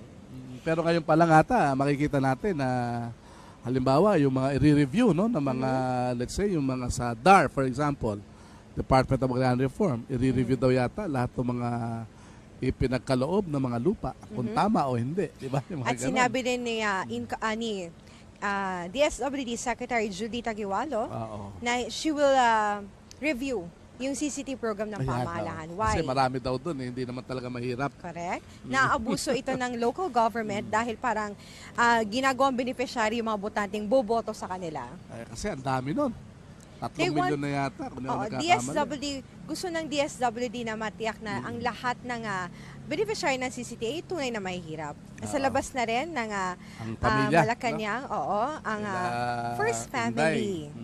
Nakita natin si Davao City Mayor Inday Sara Duterte, si Baste, si Paulo, at ang girlfriend ni Baste. Kasama din at kausap nila, no, si President Erap Estrada. Oo. Si Erap, mukhang ano na rin, Erap pa din, Talagang lakas pa din, Nung naging presidente si Erap, mas bata pa siya kay President-elect. How young si Erap at that time? Siguro, definitely less than 70 years old. And then So, si Erap kasi si is now oldest 80. talaga si Duterte. Yun yung one of the first na niya. Well, He's the oldest may president. pros and cons ang pagiging matanda. Oo. Number 1, very seasoned ka na. Ay, siyempre. Very lalo well na yan. experienced ka na. With his track record sa Davao City, we'll see kung ano magagawa niya as mayor na ngayon ay presidente na. That's right. Ano yung mga changes na sinasabi niyang gagawin niya sa bansa. That's right. Yung ba kasama ni Inday, yun yata ang asawa niya, yung si Attorney Attorney Carpio. I see. Mukhang close si si Ina-assist nila Inday siya. Sara, si Erap,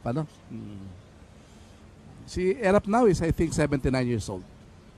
Older than definitely. But still active and now as mayor of Manila. Second term, serving his second 3-year term. Ayan, hinintay na lang natin. Dumating si Mayor Digong, no?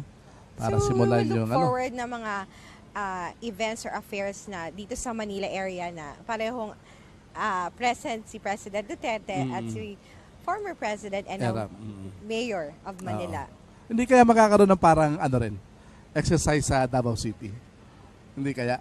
What kind of huli na yun. exercise? Kasi yung last time, di ba, he bid farewell to Davao City Hall, di ba? I think magsa-selfie yata si Ayan nga. Inday, asawa niya, and with Erap. I think aalis na yata si President Erap. Nakang close nga sila, no? Very cautious masyado si Mayor Inday Sara. Sinamahan talaga si former President. Ihahatid talaga. Halos gate na yan. Mukhang meron silang talagang closeness na talagang So, inaabangan na natin yung ibibigay na full military honors kay President Rodrigo Roa Duterte. This is the first time yung may experience yung Troop the Line. Yung honor na ibibigay as president, of course. Diba? This is to give honor dun sa Pangulo ng Bansa na meron na to welcome yung bagong commander-in-chief nila. That's right. Yung 4 military services, no? The Philippine Army, the Philippine Navy, the Philippine Air Force, and the Philippine National Police. No? We'll give the honors to the new Chief Executive Officer ng ating bansa. Pag sinabi mo full military honors, Hana, mukhang mas mahaba ito kaysa doon sa ibinigay kanina kay kay President Aquino, no? Siguro Kasi pero wala ito na. yung first na ibibigay kasi nila sa Pangulo ng Bansa to welcome him. Tapos after this, babalik ulit siya sa Maharlika Hall, sa Rizal Hall, ika nga. And then magkakaroon Para dun ng sa pagkain yata, no? Magkakaroon sila ng reception. And then at 2 o'clock, cabinet meeting. And yung reception niya with the diplomatic corps. Oh, that's right, that's right. Trabaho agad, ano? I think at ganito talaga yung oras na aktibo siya, sabi nga niya, di ba? Ang working hours yata niya talagang, siya, he's more of a night person. Late afternoon hanggang gabi. Early morning, di ba? Kaya sabi niya din, yung mga staff niya, di ba? Be ready for an early morning work. So, bumababa na po sa grand staircase sa Malacañang Palace si President Duterte patungo ng Malacañang grounds para sa kanyang full military honors. It's the second time. No?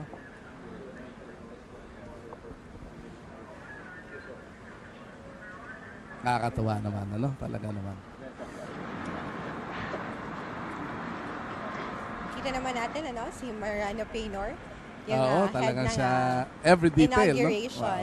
He's making sure na magampanan na mabuti. Alam niya, sigurado, ang mga protocols.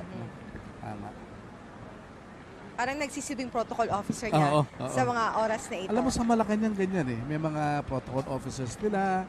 Tapos may mga, yung nag-arrange sa mga guests, halimbawa, yung tumatanggap ng guest, yung mga ipapakain sa mga guests. Full-time job talaga yun Just to make sure na yung bawat detalye, walang mamiss. At magampanan ito na mabuti. Tama. Kasi bawat, merong significance nga.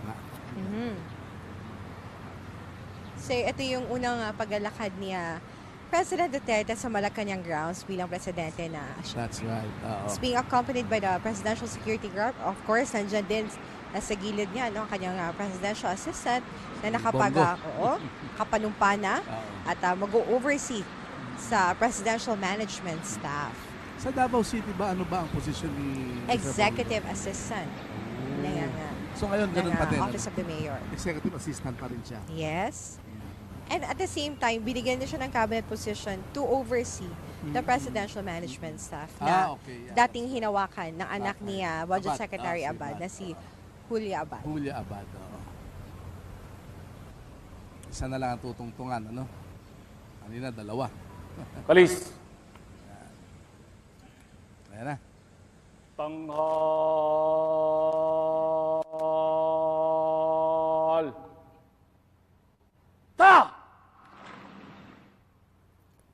Talupunan, mga pinuno at kawal. Tanghal.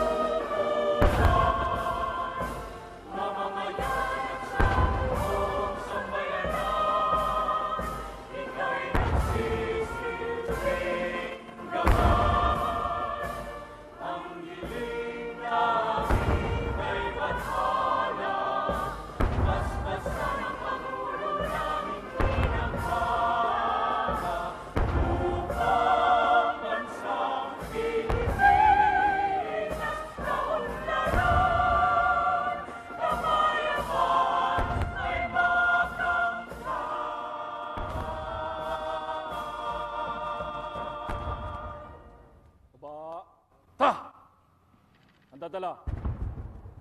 Kalis. Baba.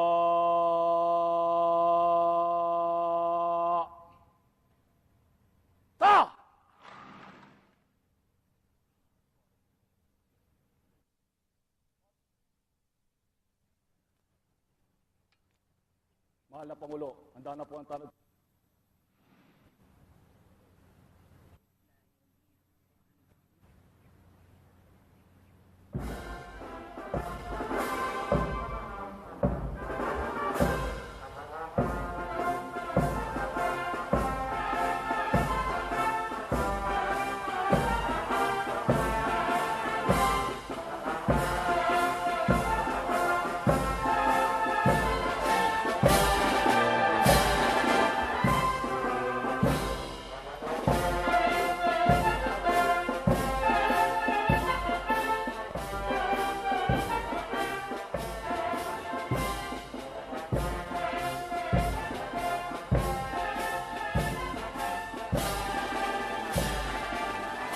Mahal na Pangulo, itong tawad. Huwag kamay. Ha! Ba kamay. Ha!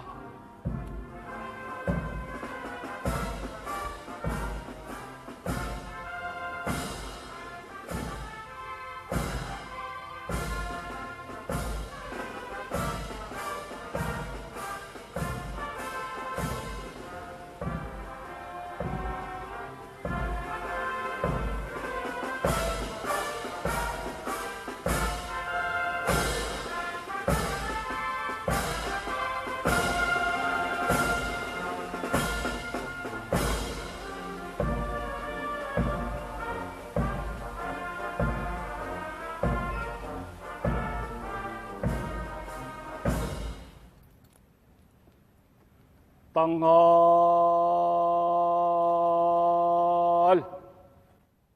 Ta! Kalupunan, tanghal! Ta! Baba, ta! Ang dadala, kalis. Baba!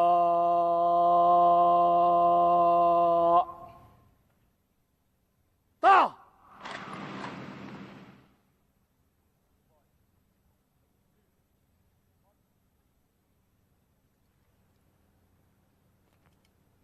Mahal na Pangulo, tapos na po ang parangal.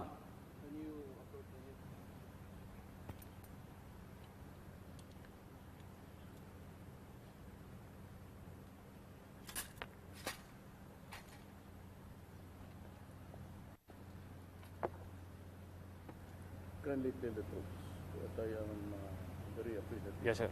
of you.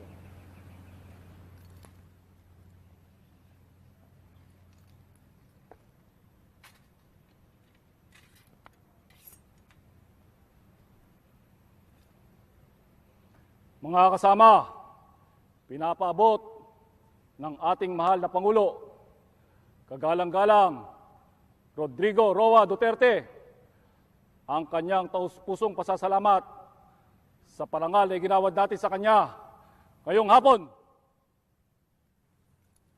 Baba, kalis.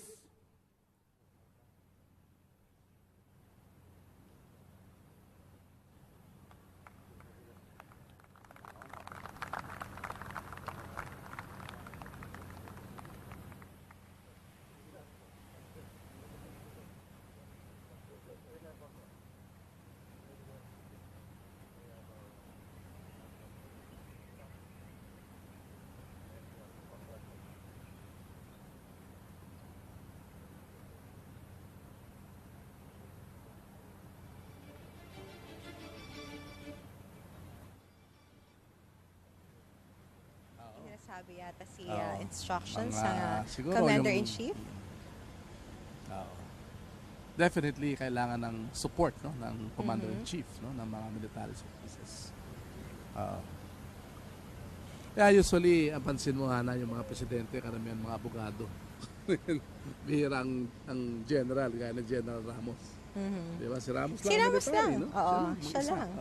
Hindi yun na ulit-ulit. Hindi na. Pero yung Third Republic, ilang presidente yon, halos abogado lahat yun.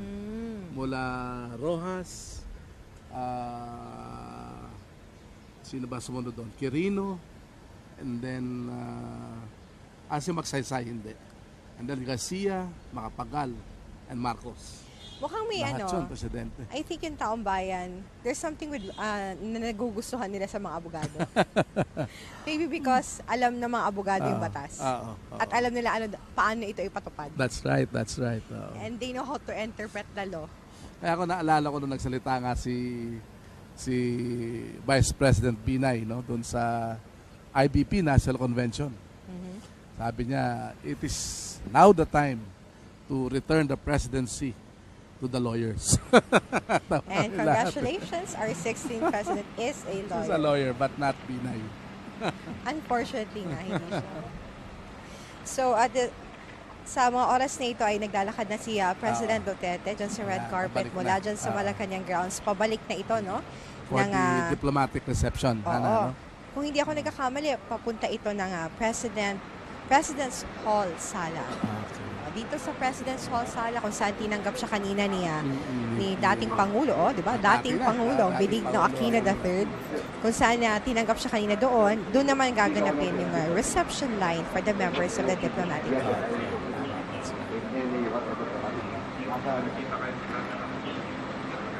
Meron na rin siyang na-designate.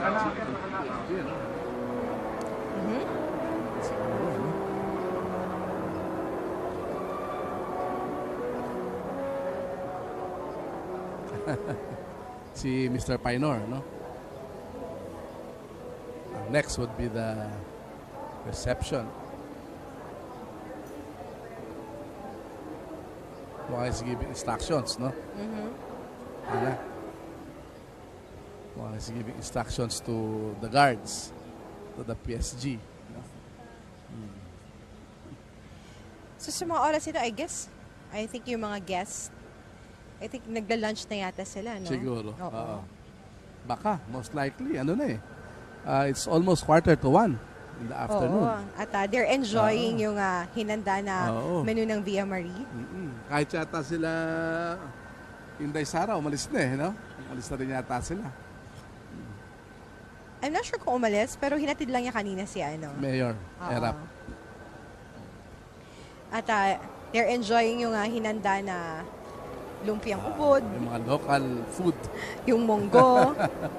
Yung, of course, yung maruya. Maruya.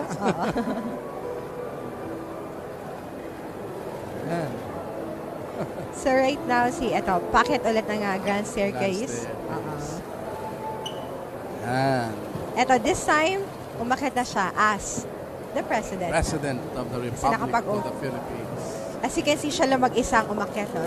Part ito ng tradition ng pag-akyat ng Presidente na siya lang mag-isa. This is a symbol na yun na. Ito na yung inaangkin na niya yung power niya bilang Pangulo ng Bansa, bilang mamumuno sa opisina ng Malacañang.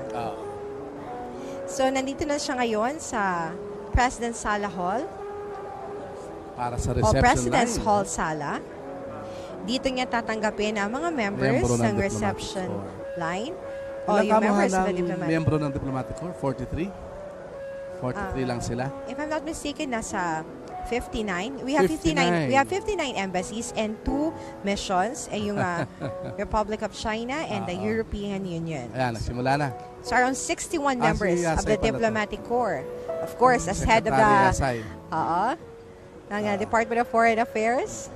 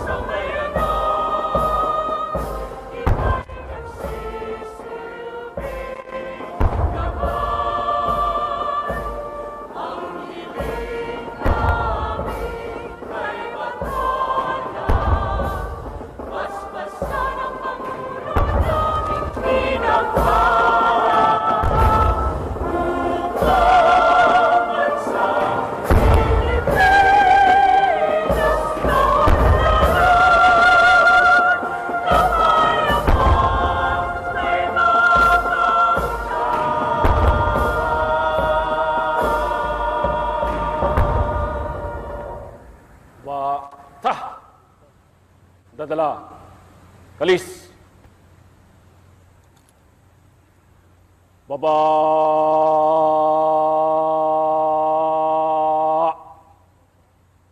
Ta!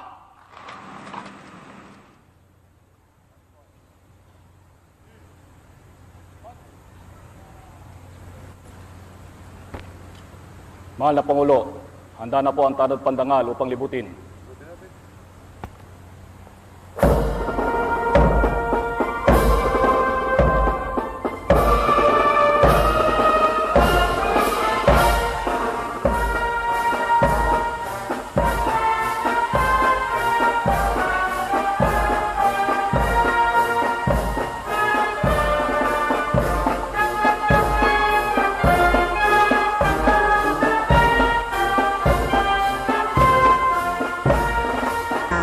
Oo.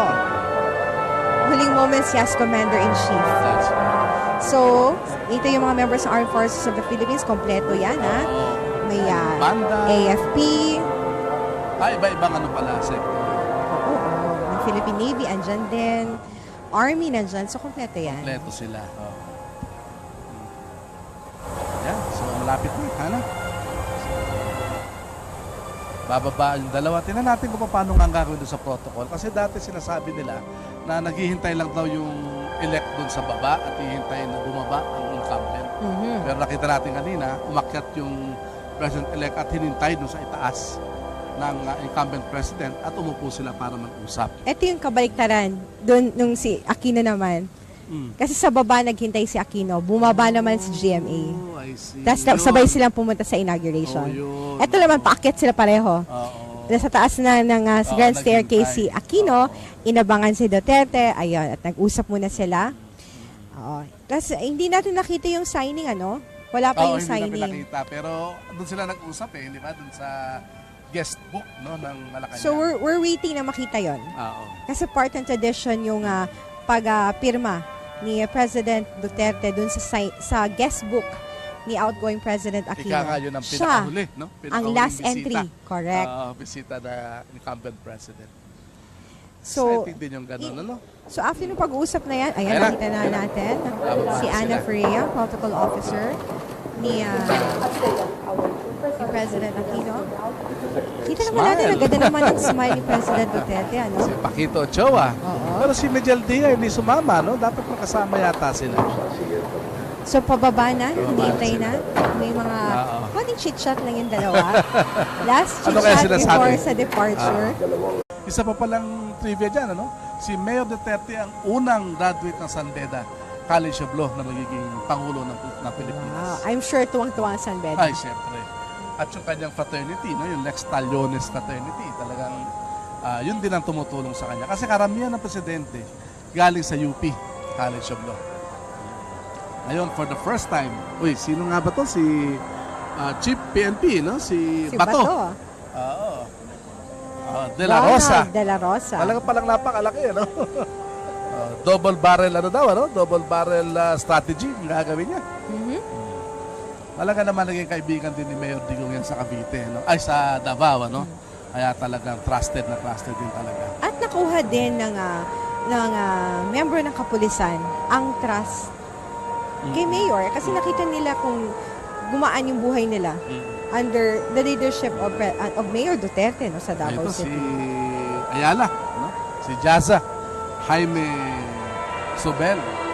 So nandyan ang business community invited din. Kaya maganda talaga. Di ba nakikita mo na talagang united ang lahat sa pag-suporta kay Mayor Digong. Handang-handa na ang members ng Honorary Guard dapat tayo ng narinig na Malacañang. sound no? Oo. Lagay ko. May cue yan Pero makikita natin kasi babalik yung camera sa dalawa. Kina President Aquino at President Duterte after ng kanilang private chat. Ayan. Para naman ihatid ni Mayor Duterte si President Aquino para dun sa departure honors niya. Sino to nagbibigay ng military honors sana? Presidential Shooting Group ba yan? O mga PMA yan siya mga yan? Yung mga honor guards na ito ng Malacañang. Ito yung mga members ng Armed Forces of the Philippines. Yan. They will render their last honor to Aquino bilang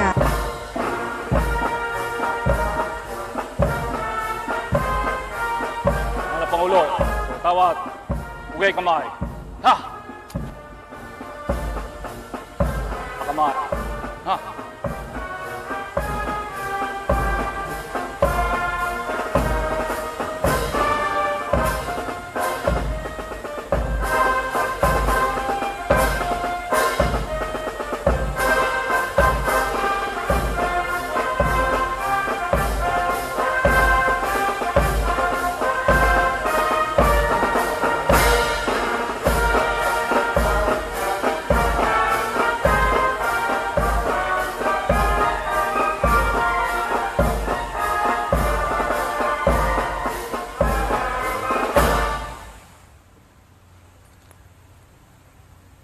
Tanghal.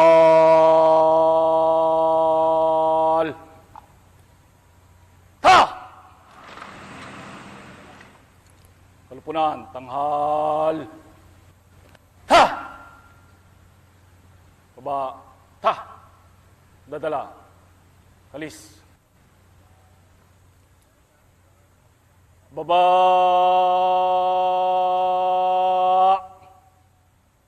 Ta!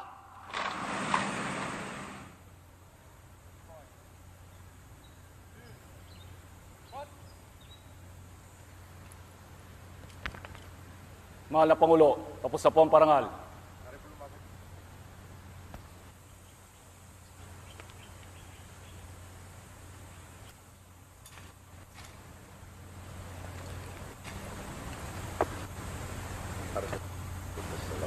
Yes, sir. Yan. Paalam na Malacañang. Ayan, baba sila sa grand stairway. So this is the first time na nakita natin na magkasabay yung dalawang ang outgoing at incoming na presidente na bumababa sa grand staircase sa Malacañang. Kasi most of the time, dun sa nakaraan is magkahiwalay yung pagbaba at pag-akyat. So, bago yung protocol na ginawa. Ihahatid ni Duterte itong si Aquino, Ato. So, malamang tapos na yung signing ng guest book. Oo. Kasi ito na yung departure honors na ito. Take note, ito na yung kahuli-hulihang pagbaba ni President Aquino doon sa grand staircase at kahuli-hulihang paglalakad niya dito sa Malacañang grounds bilang presidente ng Pilipinas. So now, sumunod pa rin si Mayor Digong pala. Oo. Akala ko magpapalit. He will witness the departure honor. Pero kasama ba siya magmamarcha? Yan ang tanong. Ay, kasama siya. Kasama siya. Kasi it's a change of power Ayun. Nang dapat ginagawa ito most of the time sa Quirino Grandstand, di ba? That's right. So dito nakikita mo na. Dadala. Ayun. So ang magsasalute mo na dyan bilang Commander-in-Chief ay si Aquino sa departure honors. At kapag nagpalit na ng power, ng leadership, Si saka naman si Duterte. At saka siya akyat ulit dun sa grand staircase. So eto na ang ating 21 gun salute. Anong oras na, Hana? 11:05. Yun ang 21 gun salute. Isa.